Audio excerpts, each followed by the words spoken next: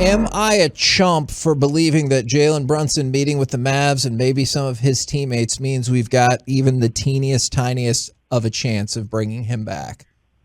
I mean, I wouldn't rule it out because the Mavs haven't been told officially that he's not coming back. I think expectations around the Mavs are still that he's going to sign with the Knicks and leaning towards the Knicks, but I think that contingent that's going to be up in New York today is excited to just kind of, one, get to be in front of him, get to make their best and final pitch, and also try and get some questions answered about, why this is unfolding the way it is and what ultimately drew him to New York most. And so I wouldn't rule out the possibility at this point that he could return, but it's still very unlikely from the Mavs perspective. I do want to say, though, I appreciate you starting the interview by not calling me a chump. Thank you very much for that.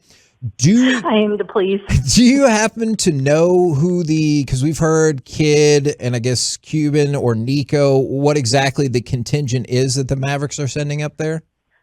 So far, the contingent I know is Cuban, Jason Kidd, Nico Harrison, and Michael Finley. That's the four I've heard. I haven't heard about any teammates going.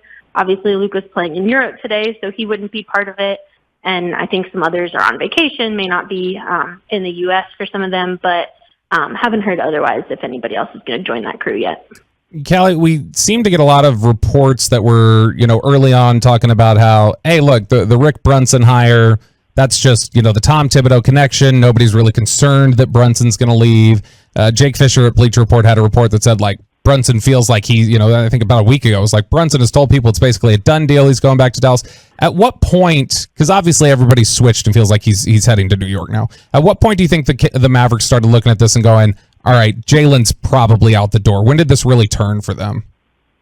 That's a good question. I think it's kind of hard to pinpoint because you're in that limbo of it's the off season, but not the off season officially by league calendar standards. Everybody's kind of scattered.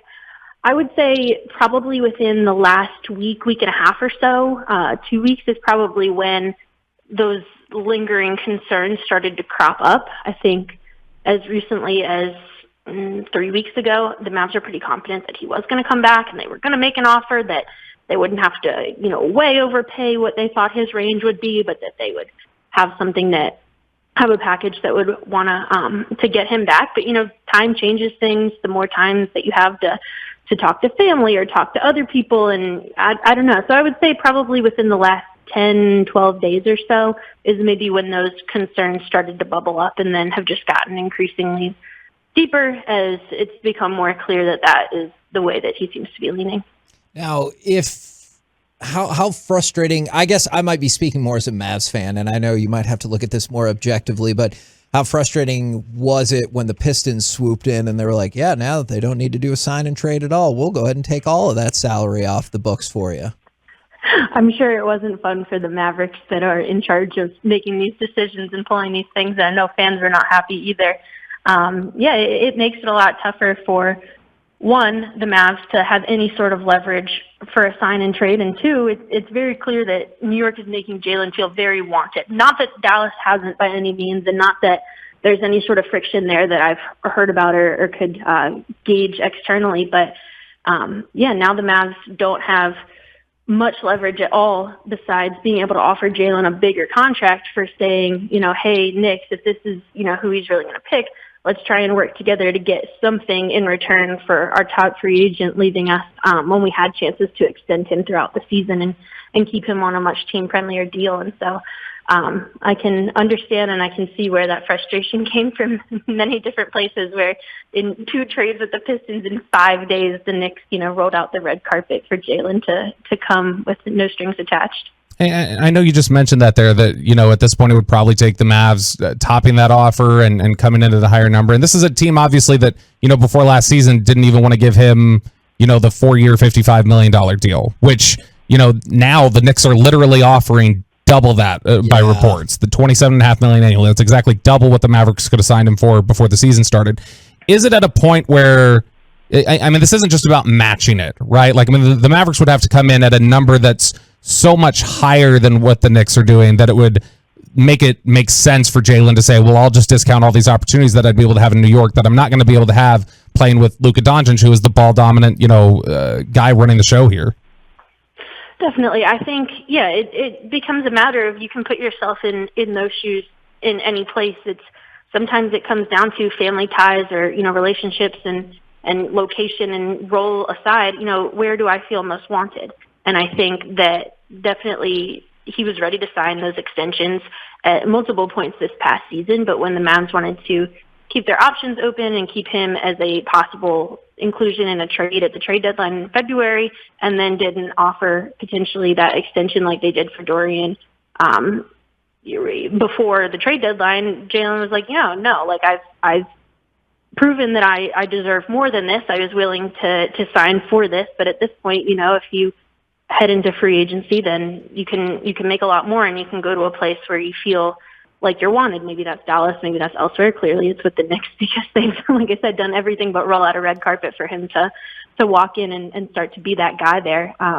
But I think everybody approaches it differently. We can look at it that way, and then we can also look at it the way I talked to Dorian Finney-Smith about it a couple of days ago, where I told him, hey man, like you could have been in this same position. The Mavs could have been way worse off if you both were unrestricted free agents and you both bet on yourself down the stretch of the season to be able to make more money with a good playoff performance. And he was like, yeah, I know. Like, I don't really think about it that way though, because mentally, if I'm presented with $55 million, that's life-changing money for me. Yeah. I wouldn't be able to play well, and I wouldn't be able to kind of be okay mentally, risking that chance and not just satisfying, my contract and my future that way. And so it's tricky, and there's a lot of moving pieces, but I think the Mavs, at least at this point, can be glad that they've got Dorian under contract, because otherwise they'd have two headaches on their hands.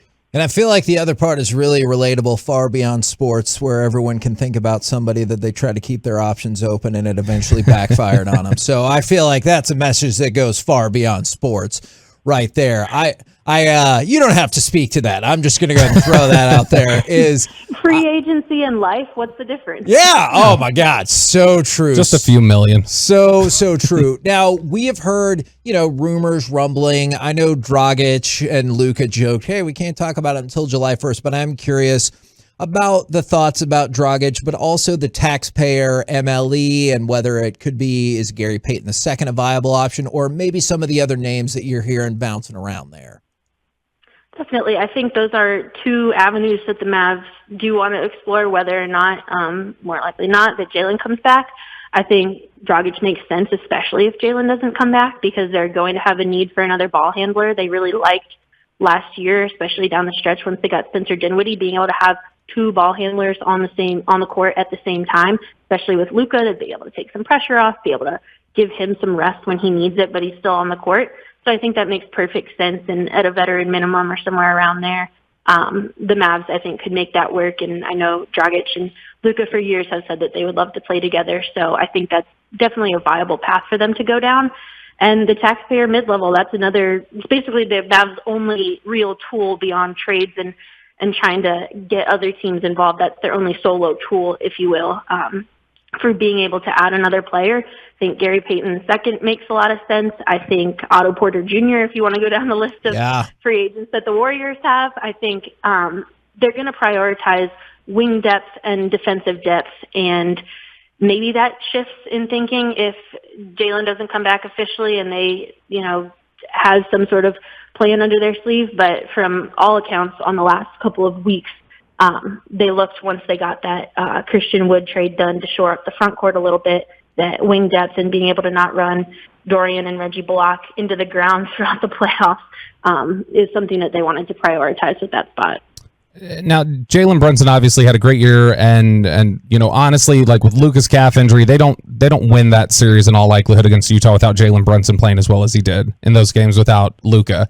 But even still, do you think the Mavericks feel like, look, if we lose Jalen Brunson, with the addition of Christian Wood, knowing Tim Hardaway Jr. wasn't available for us at the end of the season and he'll be healthy next year, do you think that they view that as, even with Jalen Brunson gone, we still view ourselves today as a better team than the one that left the court against the Warriors in Game 5?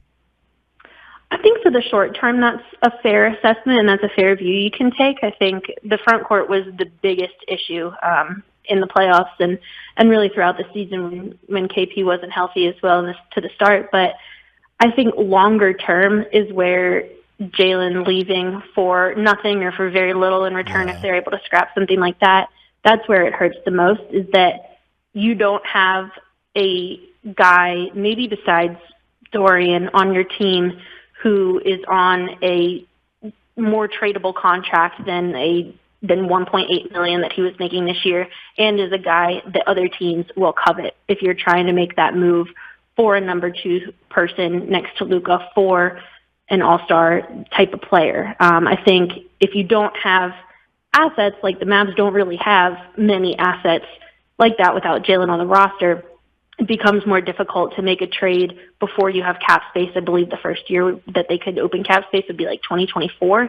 So it makes it more difficult, I think, in the short, long term, if you will, to be able to make a bigger move than it may hurt them on the court, if that makes sense. I think on the court, they have Tim Hardaway Jr. coming back. That makes sense. Spencer Dinwiddie should have a strong offseason where he's not rehabbing from ACL surgery. He's more familiar with the system.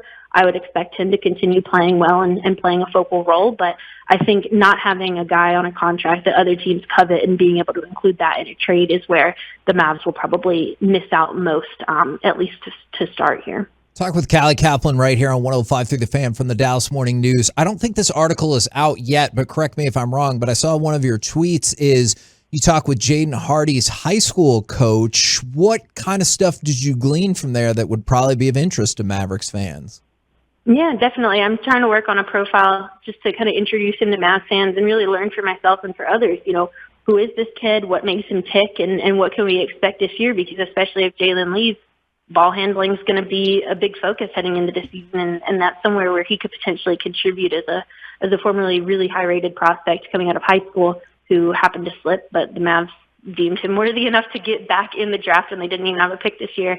I learned that he's uber competitive, which is what you want, and when I was talking to his high school coach, I noticed some similarities to how Jalen was brought up, in that Jaden is really close with his dad and his brother, and his dad was really like the force behind him developing and kind of their bond on the basketball court, if you will. But then his mom was able to keep him pretty level-headed and more like a normal kid off the basketball court. And so still talking to people, reaching out, and we've only gotten to talk to him once, but so far it seems like he's got a pretty even-keeled demeanor, very excited to learn, and he seems like he's got a personality that will fit in with a pretty fun and level-headed group of Mavs players. And so I'll see what else I learn, and probably next week or sometime around Summer League when that gets started, I'll be able to have that out and for everybody to read.